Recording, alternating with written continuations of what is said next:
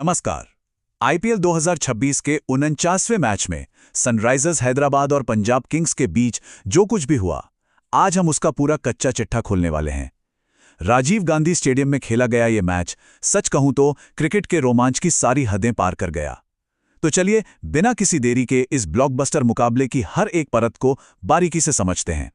अब सबसे पहले इस विशाल नंबर पर नजर डालिए, 236। ये कोई आम स्कोर नहीं है।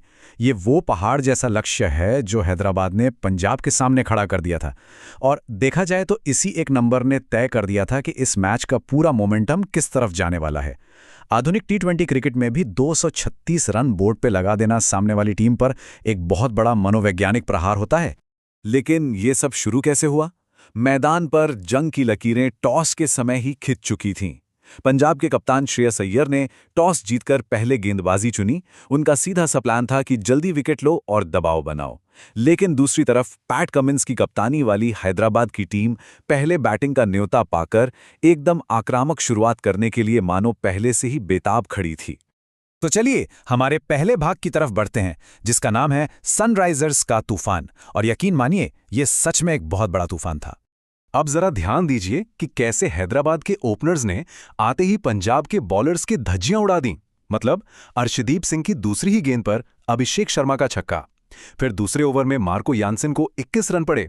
तीसरे ओवर में ट्रेविस हेड ने लगातार 2 बेहतरीन पुल शॉट छक्के जड़ दिए। नतीजा, सिर्फ 18 गेंदों में स्कोरबोर्ड पर 48 रन लग चुके थे। इस जबरदस्त शुरुआत ने श्रेयस अय्यर और उनके बॉलर्स को तुरंत पैनिक मोड में डाल दिया था। इस तूफानी शुरुआत के सबसे बड़े हीरो रहे अभिषेक शर्मा। उन्होंने पंजाब के गेंदबाजों का धागा ही खोल दिया। सोचिए, सिर्फ 13 गेंदों का सामना किया और 35 रन ठोक डाले। वो तो कहिए लॉकी फर्ग्यूसन की चालाकी काम आ गई, जिन्होंने उन्हें कैच आउट करा दिया, वरना ये तूफान पता नहीं और कितनी तबाही मचाता। शर्मा के आउट होने के बाद पंजाब को लगा होगा कि अब शायद उन्हें थोड़ी सांस लेने की फुर्सत मिलेगी, लेकिन ऐसा बिल्कुल नहीं हुआ। मैदान पर आए ईशान किशन और उन्होंने ट्रेविस हेड के साथ मिलकर पावर प्ले के अंत तक इस हमले को बिना रोके जारी रखा। 6 ओवर के बाद स्कोर था 1 विकेट पर 81 रन। हैदराबाद ने एक पल के लिए भी अपना पैर एक्सेलरेटर से नहीं हटाया था। अब इस जोड़ी के आंकड़ों पर एक नजर डालते हैं। ये साफ दिखाता है कि हैदराबाद की पारी की रीढ़ असल में क्या थी।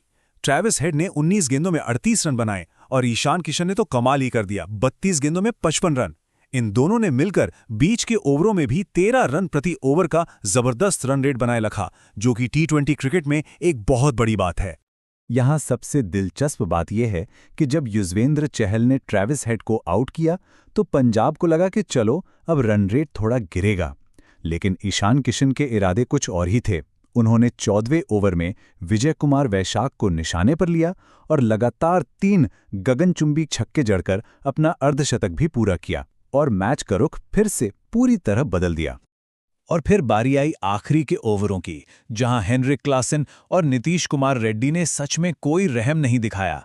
क्लासन ने मार्को यानसन पर अंपायर के सिर के ऊपर से सीधा छक्का मारा और फिर रेड्डी ने 90 मीटर लंबा शानदार पुल शॉट सीधा स्टैंड्स में डिपॉजिट कर दिया। फर्ग्यूसन और यानसन के खिलाफ आखिरी 12 गेंदों पर हुई इस निर्मम कुटाई ने कुल स्कोर को 230 के पार पहुंचा दिया। अब आते हैं इस मुकाबले के दूसरे भाग पर। 236 रनों के पहाड़ जैसे लक्ष्य का पीछा और कैसे पंजाब का ये रनचेज ताश के पत्तों की तरह बिखर गया। पंजाब की इस विनाशकारी शुरुआत को समझने के लिए इस टाइमलाइन को देखिए। पावर प्ले खत्म होने से पहले ही उनकी टॉप ऑर्डर की कमर टूट चुकी थी। पहले ही ओवर में प्रियांशु आर्या आउट, दूसरे ओवर में प्रभसिमरन सिंह आउट और चौथे ओवर में तो कप्तान श्रेयस अय्यर भी चलते बने। पंजाब गहरे संकट में थी और पूरा स्टेडियम हैदराबाद के नारों से गूंज रहा था। अब ऐसे में सबसे बड़ा सवाल यह था कि क्या मिडिल ऑर्डर इस बिखरी हुई पारी को संभाल पाएगा। टॉप ऑर्डर तो गायब था और स्कोरबोर्ड रेंग रहा था। अब सारी जिम्मेदारी मार्कस स्टोइनिस और कूपर कोनोली के कंधों पर थी कि वो किसी तरह इस डूबते हुए जहाज को बचाएं। और उस भारी दबाव के बीच स्टोइनिस ने आते ही अपने इरादे जता दिए। अपने पारी की सिर्फ तीसरी ही गेंद पर उन्होंने 101 मीटर लंबा एक आसमानी छक्का जड़ दिया। इस एक शॉट ने पंजाब के एकदम शांत पड़े डगआउट में एक पल के लिए ही सही, लेकिन थोड़ी सी जान जरूर फूंक दी थी। स्टोइनिस और उनके बाद आए युवा बल्लेबाज सूर्यांश शेडगे ने कुछ तेज बाउंड्रीज लगाकर एक साहसिक लड़ाई जरूर लड़ी। स्टॉइनिस ने 28 और शेडगे ने 25 रन बनाए। लेकिन सच पूछिए तो 236 के लक्ष्य के सामने ये छोटी पारियां ऊंट के मुंह में जीरा साबित हो रही थीं। इतने बड़े लक्ष्य को हासिल करने के लिए ये काफी नहीं था। सबसे बड़ी परेशानी थी लगातार बढ़ता हुआ रिक्वायर्ड रन रेट। जब आपको हर ओवर में 14 से ज्यादा रन चाहिए हो तो हर गेंद एक टिक टिक करते टाइम बॉम्ब जैसी लगने लगती है। बल्लेबाजों के पास हर गेंद पर बड़ा रिस्क उठाने के अलावा और कोई विकल्प ही नहीं बचा था। और क्रिकेट में जब रिस्क बढ़ता है तो विकेटों की झड़ी भी लगती है। यहां एकदम डोमिनो इफेक्ट देखने को मिला।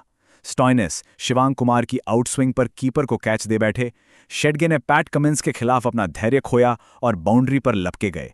फिर शशांक सिंह भी सस्ते में निपट गए। जब भी पंजाब में रन रेट बढ़ाने की कोशिश की, हैदराबाद की कसी हुई गेंदबाजी और चुस्त फील्डिंग ने उन्हें करारा झटका दे दिया। आधा बल्लेबाजी क्रम तो देखते ही देखते पवेलियन में था। अगर हम इन दोनों टीमों के प्रदर्शन की तुलना करें तो फर्क एकदम शीशे की तरह साफ दिखता है। हैदराबाद की जीत का फॉर्मूला था बिना रुके आक्रामक बैटिंग और बड़ी साझेदारियां। वहीं दूसरी तरफ पहले 4 ओवरों में ही पंजाब के टॉप ऑर्डर का ढह जाना उनके लिए सबसे बड़ी हार का कारण बन गया। वो उस शुरुआती झटके से कभी उभर ही नहीं पाए। अंत में कूपर कोनोली ने आखिरी ओवरों तक अकेले एक जुझारू लड़ाई जरूर लड़ी, लेकिन 236 का पहाड़ पार करना सच में नामुमकिन सा हो गया था। नतीजा ये रहा कि सनराइजर्स हैदराबाद ने पूरे दबदबे के साथ इस मुकाबले को 33 रनों के बड़े अंतर से जीत लिया। इस पूरे मुकाबले को देखने के बाद एक बहुत ही दिलचस्प सवाल खड़ा होता है। क्या मॉडर्न टी20 क्रिकेट में अब हैदराबाद की तरह पहली ही गेंद से अंधाधुंध आक्रामक शुरुआत करना ही जीत की इकलौती गारंटी बन गया है, या फिर पुराने तरीके से पारी को संवारते हुए बड़े लक्ष्यों का पीछा करना अभी भी मुमकिन है? आप इस बारे में क्या सोचते हैं? आज के इस गहराई भरे विश्लेषण में बस इतना ही। क्रिकेट के बदलते रूप पर सोच विचार जरूर कीजिएगा।